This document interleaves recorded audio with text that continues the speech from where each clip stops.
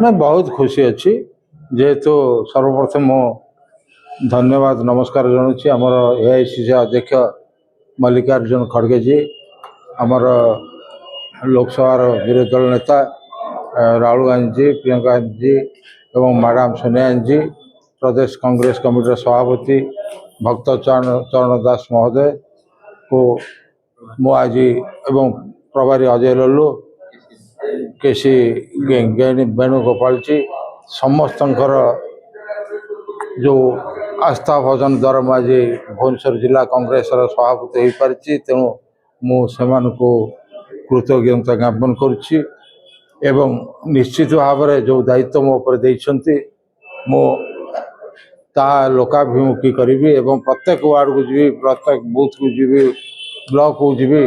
लोकंकर जहाँ समस्या रही अतीत जमी कांग्रेस सरकार थला वाले कार्यक्रम करिछि वर्तमान ये बीजेडी सरकार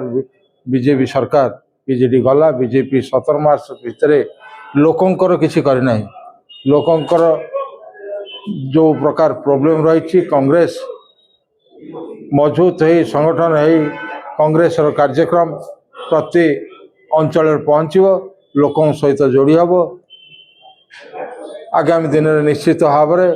जो भुवनेश्वर जिले में 3टी निर्वाचन मंडली रही 3टी निर्वाचन मंडली मध्य किछि ग्रामांचल पंचायत एरिया रही सब अंचल वार्ड सभापति दिज्व ब्लॉक सभापति दिज्व तल स्तर कांग्रेस को मजबूत निश्चित भाव करा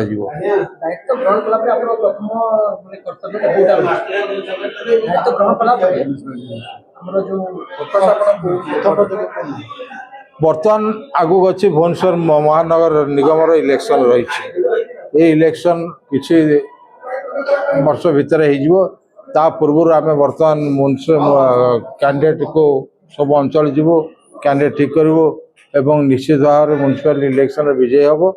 एवं देखते निश्चित भाव में भी मेयर भी आमर हम निश्चित कर लक्ष्य।